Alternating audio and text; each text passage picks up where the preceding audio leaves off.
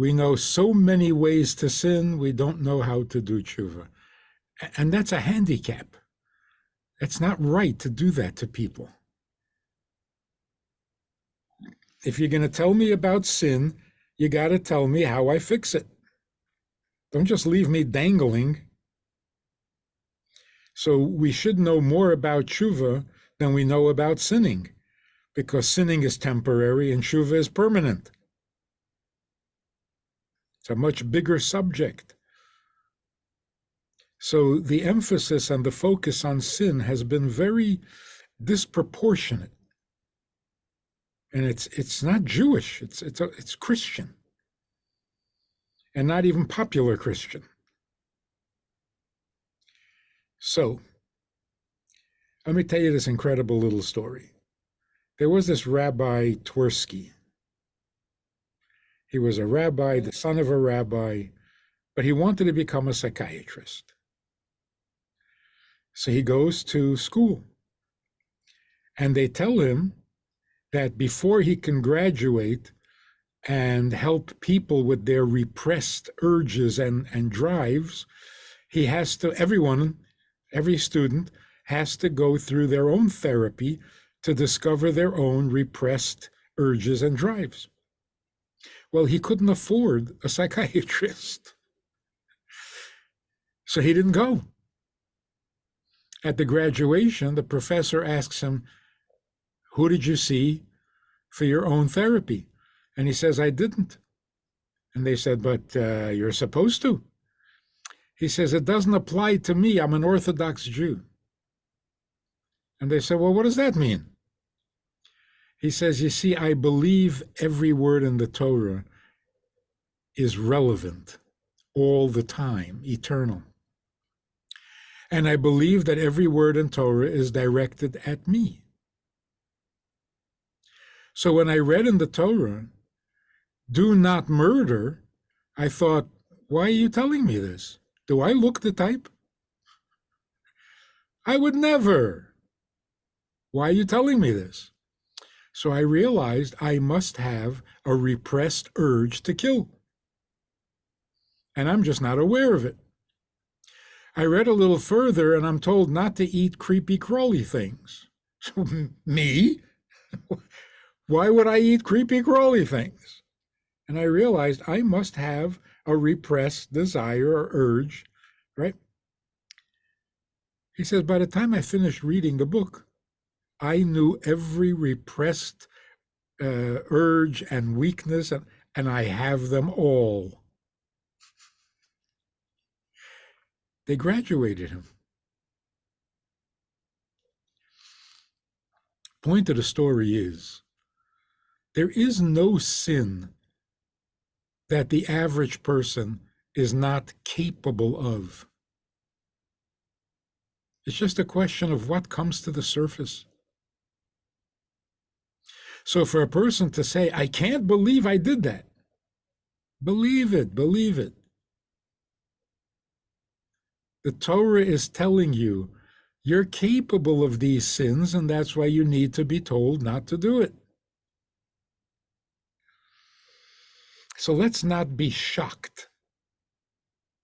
Every sin in the Torah is doable. I mean, we shouldn't do it, but it is doable by the average person.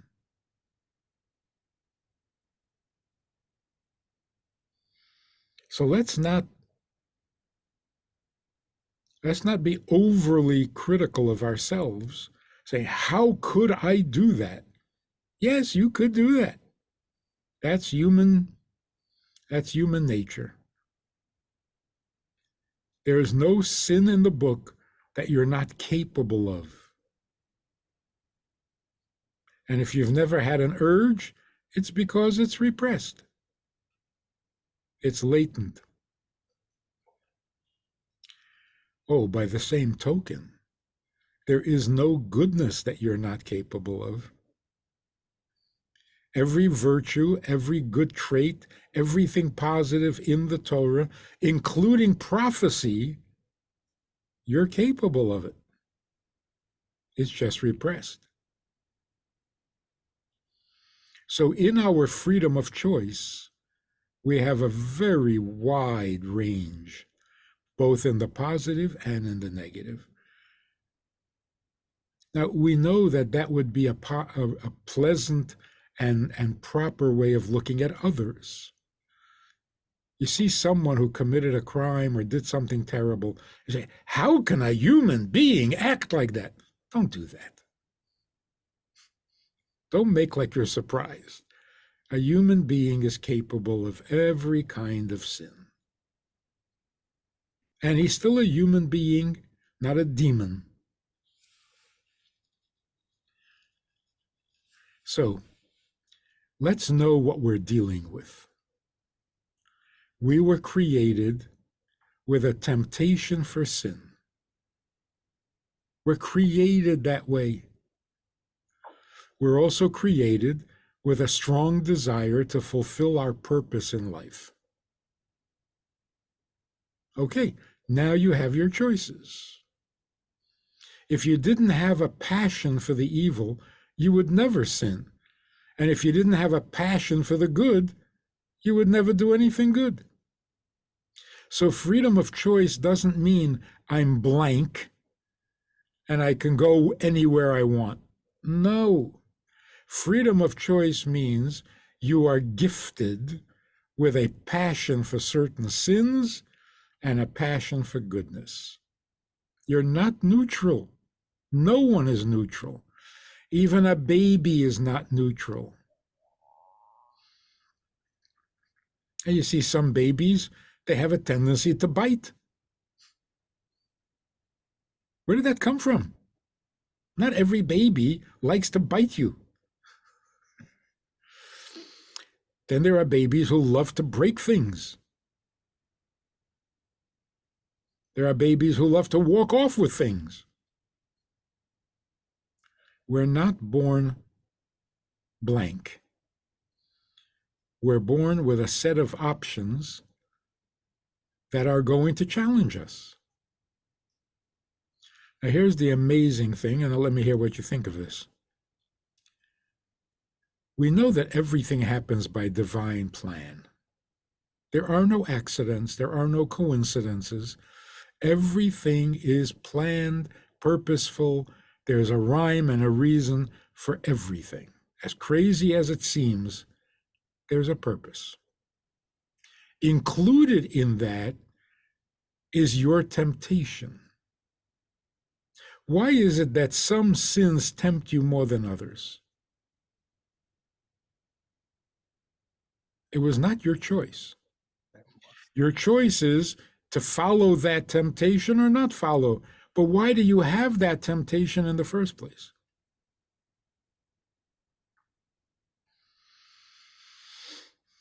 Your choice. Any Rabbi, you're asking for us for input from us? No, Yes. I'm just suggesting that this is something to think about. And it's the same question. Why do you prefer vanilla over chocolate? You didn't choose that. You don't know why, but vanilla appeals to you more than chocolate, or the other way around. Or you don't like vanilla and you don't like chocolate. You're strange. Why is it that way? It's by divine plan. God needs you to be tempted by this particular sin, not some other sin. So one person has a hard time not stealing, constantly tempted to steal. Another person has no such temptation whatsoever. None. He just wants to kill people.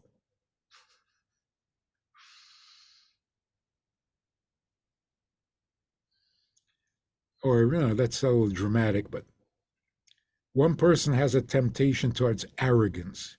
He can't help it. He's just arrogant. Another person has a serious temptation towards greed. It's not your choosing. God chose that for you. So whatever handicap we're born with, It's chosen. It's intended. There's a purpose. There's a reason. The original reason is that you overcome that temptation and weaken it. This is an amazing thing.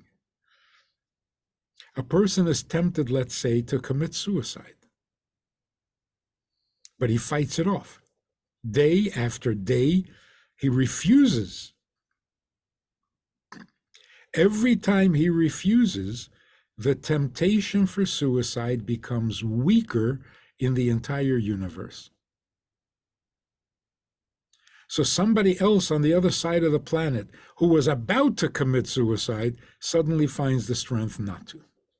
Why? Because you refused on this side of the planet and you weakened that temptation. It's your job to destroy the temptation to suicide. Another person, it's their mission to destroy the temptation or the habit of greed. And so you're challenged by it. Every time you refuse it, you overcome it, you ignore it, you deny it, you're making it weaker. You're taking a bite out of unholiness. Now, what happens if you didn't refuse and you didn't resist? You did it. You gave in. Okay. Now your job is to redeem it through tshuva. If you can regret that sin, it's taking a big bite out of that particular unholiness.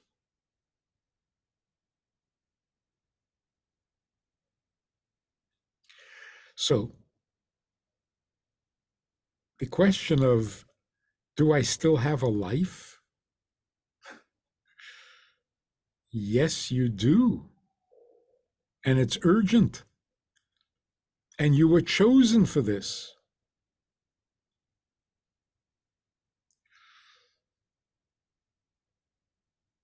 So, what are you trying to forgive yourself for? For the job you were given? For the mission that you were born to? What is there to forgive? Do it.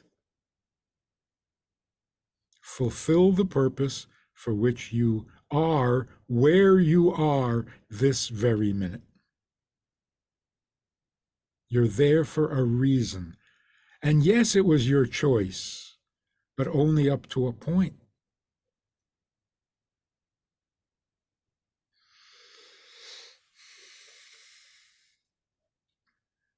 I mean, if you read the Torah, Cain killed Abel. Nothing had happened yet. It was the first generation. Human beings were brand new, and already he kills his brother. Are we really that bad? How did we make it this far? How come we're still alive? It was not just chaotic evil. There was a plan, there was a purpose. The first temptation that human beings had, well, maybe the second, after Adam and Eve, the first temptation of the children of man was to kill, to eliminate competition. It's my world. I did it my way. That was the first evil that had to be fixed.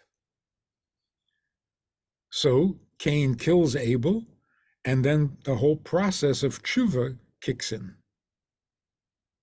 Cain did tshuva. That's why he wasn't executed. In other words, there's a rhyme and a reason for sin as well. You can't just go ahead and do whatever sin you want. The world is not that chaotic. So are you responsible for your choices? Absolutely. but your choice takes you to where God needs you to be. It's not the end, it's the beginning. Now that you are where you are, now you can fulfill your purpose. The truth is that before Mashiach comes, we all have to fix the things we ruined. We're all here to do tshuva. There is no one who is guiltless. Guiltless is pointless. What do you think of that? Mhm.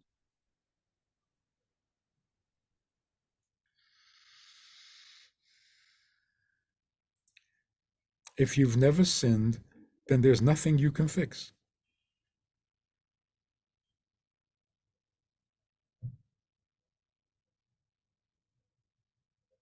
Our job is to fix what is unholy and evil in the world.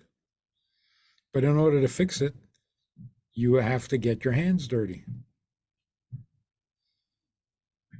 If you're a perfect saint, you're a useless creature.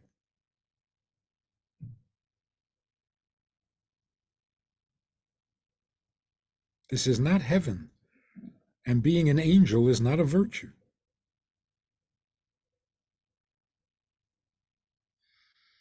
So not only do you have a life to live, your life is so clearly outlined for you. There is no doubt as to where you should be and what you should be doing.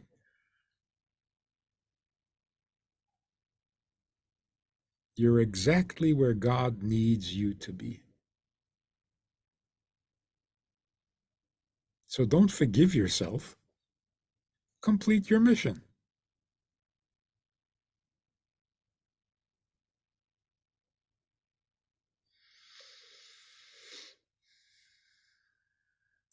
Now, one of the first converts to Judaism was Moshe's father-in-law, Yisro, Jethro.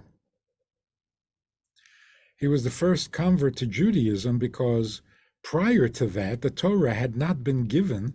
So when people converted, like in the times of Abraham, of Avraham, what were they converting to?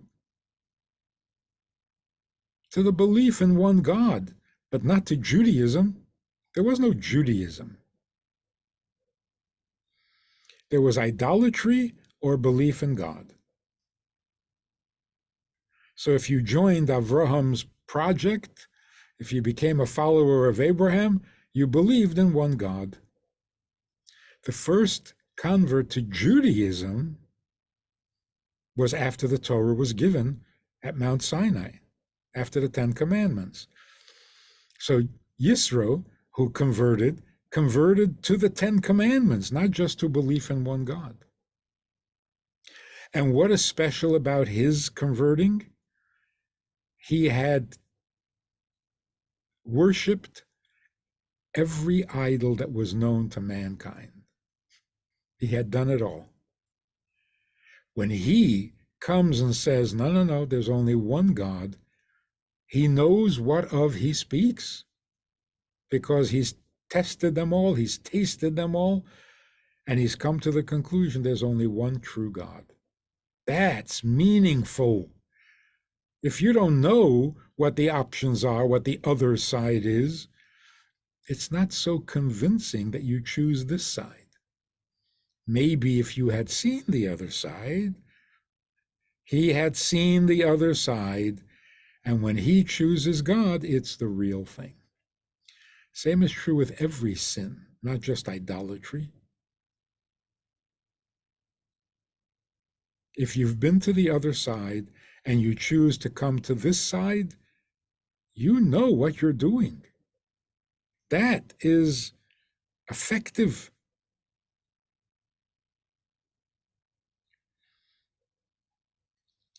So let's say you belong to a gang, a very bad gang, and you quit. Everyone in the gang is going to say, what are you doing to us? You're weakening us. It's not just the gang. It's the evil that the gang represents. That evil is going to cry and say, hey, you're weakening us.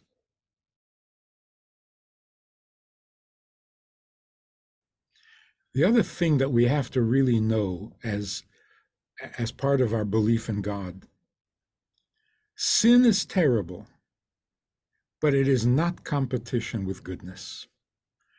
Goodness is so much more real and so much more powerful. The one example is, you know, the story with the emperor's new suit or the emperor's clothes, whatever. The whole world, the whole community, the whole country is convinced that the emperor is wearing a beautiful suit.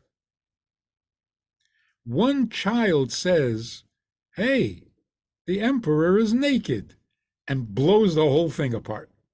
One kid mentioned the truth.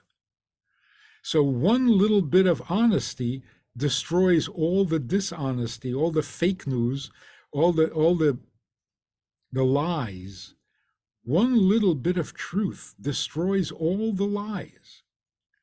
So goodness is always far more powerful than negativity or evil or unholy. And that's why we are not allowed to be intimidated by sin. If you're intimidated by it, you're already losing the battle. It's got you. It got you. Now it's just a matter of time and you're going to sin because you're intimidated. It's your job to change people's attitudes. It's your job to do all the good that God allows you to do. Maybe that's my mission that God gave me. Maybe. Have you been successful? One at a time. One at a time, that would be great. Yes. So it's not that you're excluded. It's that your purpose is clearly defined, and maybe davening with a minyan is not part of it.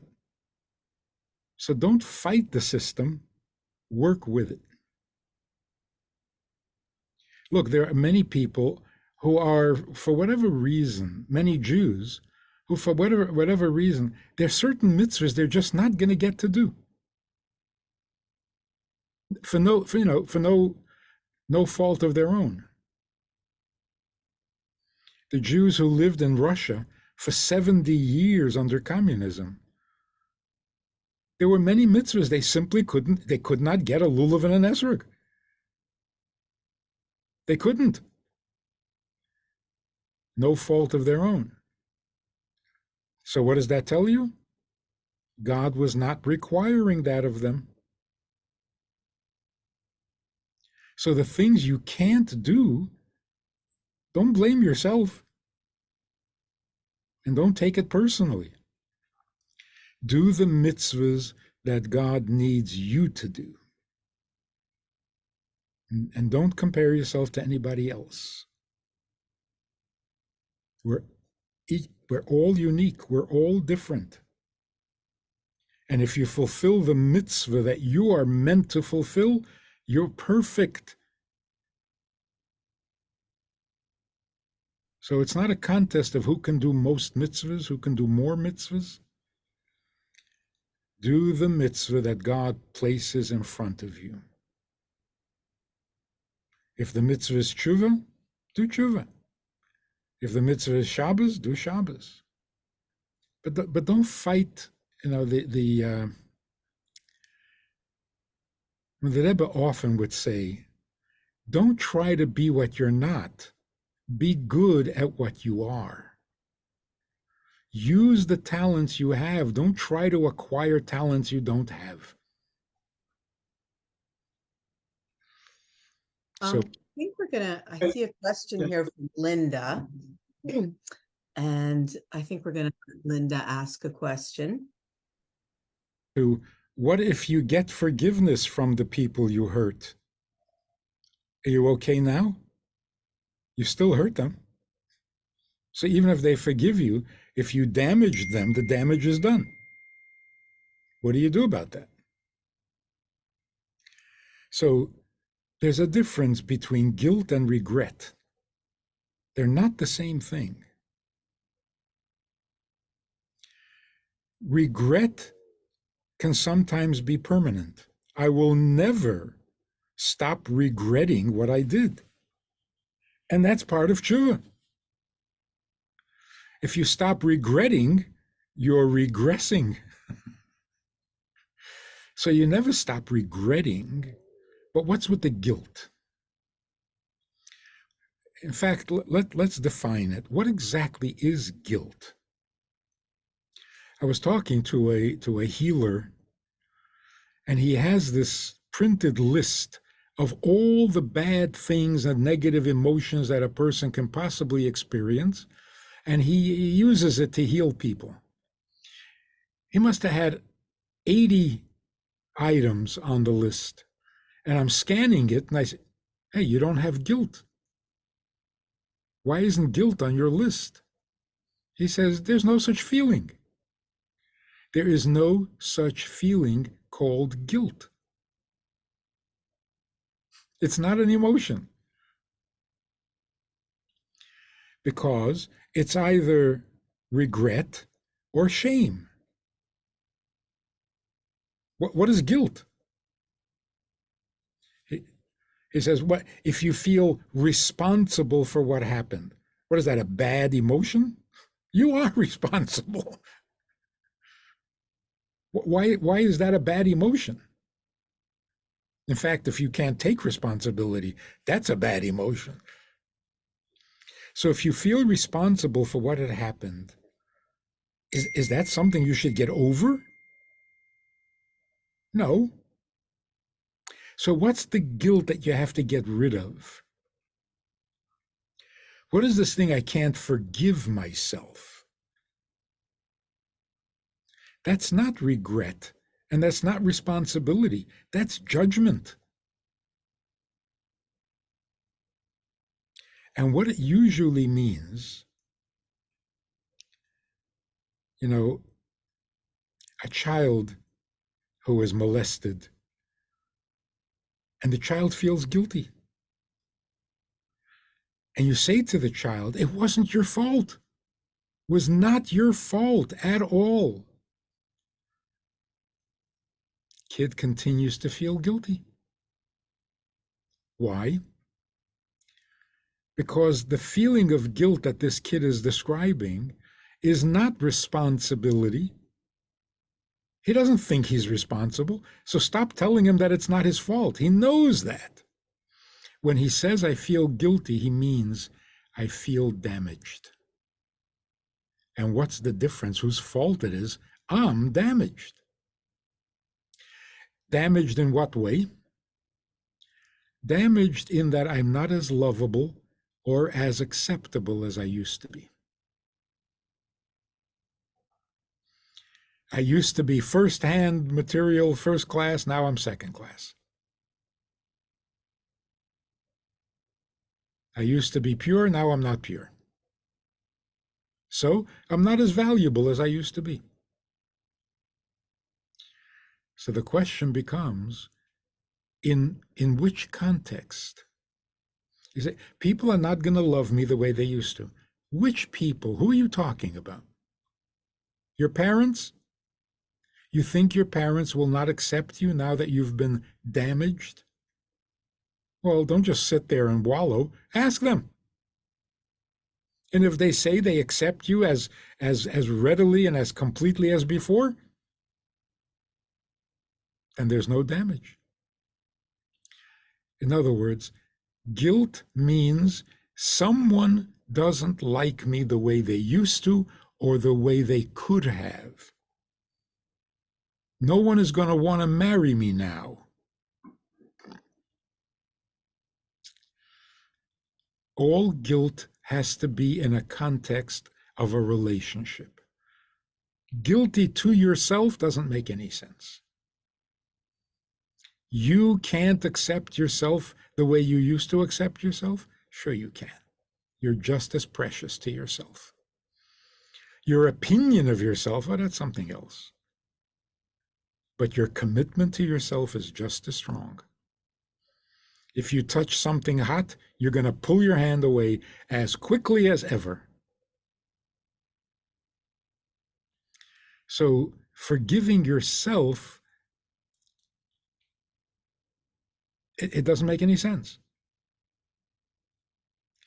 Forgiveness has to come from outside yourself. And people are much more forgiving. God is much more forgiving than we would be if we were our own judge. Thank God we are not our own judge.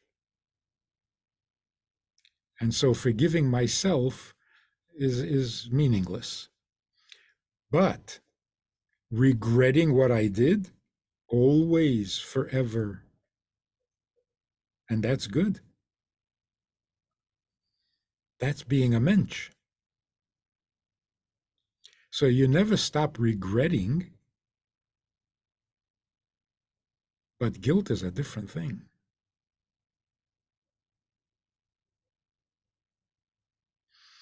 Let me mention another mind-blowing idea that might be really, really helpful.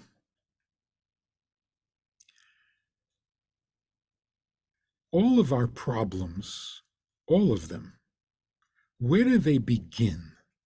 What is the source of all of our discontent and misery and where does it all come from? We're born innocent. What messes us up? Listen to this radical idea. We're told in 1,000 different ways that we are very, very fragile. We are very needy. We are very dependent. We're very helpless. Our lives are very short. We have very little control. And we have so many needs, and we can't take care of those needs. And so you have to turn to God to provide your needs. So you're always, always on your knees begging God to be nice to you. God, on the other hand, oh, he sits up there in heaven. He's got no worries. He's got no problems. He is perfect. He is unreachable, untouchable, invulnerable. Is there any truth to that at all? It's what we're told. It's what every religion says. And at this point in history, we are thoroughly convinced. We are so needy, and God is so perfect. That is the most disturbed, depressing, morbid way of thinking that you can possibly imagine. It is so not true.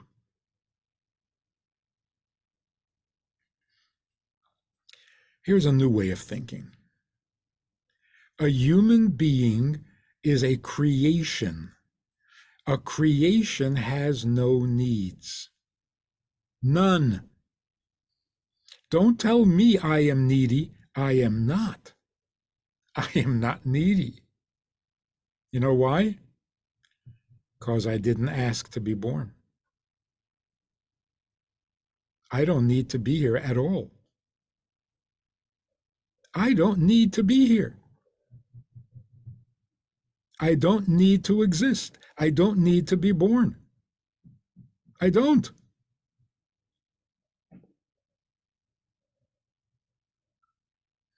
None of us needs to be here. So how can I be needy? I need nothing. I didn't ask to be created, so thank you very much, but I don't need this. On the other hand, God created a universe, and he needs nothing? How did we buy this lie? How did we let ourselves get convinced? How did we allow ourselves to be put into such a defenseless position? You're in trouble all the time. God is judging you. You're going to go. Oh, stop it.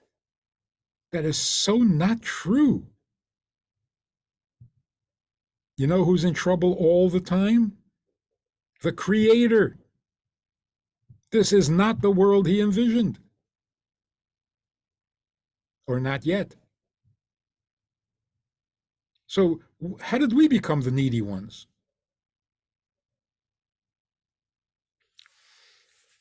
Let me give you an incredible example of this. This yeshiva boy comes to yeshiva overseas from New York. He comes to the yeshiva, I think it was in France, and he goes into the office on the day he arrives, and he says to the dean of the yeshiva, I need to call my mother. Which phone can I use? This was back in the 60s. He says, I need to call my mother. Which phone can I use? And the dean said to him, I need to call my mother. He was mocking him. The boy was a little shocked. So he said again, I need to call my mother. And the dean again said, I need to call my mother. So the boy, knowing that this dean was a very profound thinker and a very deep chassid, he said, okay, my mother needs me to call her. Which phone can I use? And the dean said to him, aha, stop lying. When you say you need to call your mother, it's a lie. You're a teenage boy on an adventure. Don't tell me you need to call your mother. Does your mother need you to call her? Oh, yeah. She's been sitting at the phone for an hour now waiting for you to call. So why would you lie and say it's your need when it's really your mother's need? And what is the difference, whether it's my need, my mother's need? Oh, it's a huge difference. If it's your need, so find a solution. Everybody has to come rush to help you with your need. But if it's your mother's need and you're trying to do the right thing, yes, everybody should come and help you. It's a completely different experience. Calling because your mother needs to hear from you is noble. You need to call, so call. Don't make a big deal about it. You see, we lie all the time. We're actually trained to do that. Let's talk about religious Jews. A religious boy says, I need to put on tefillin. Liar? Why do you lie like that? You don't need to put on tefillin. What's wrong with you?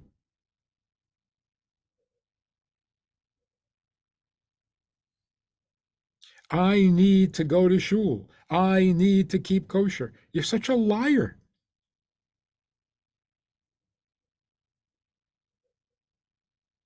Here's my point. If you feel like you have a need, you're making yourself sick. You don't have needs. Stop it.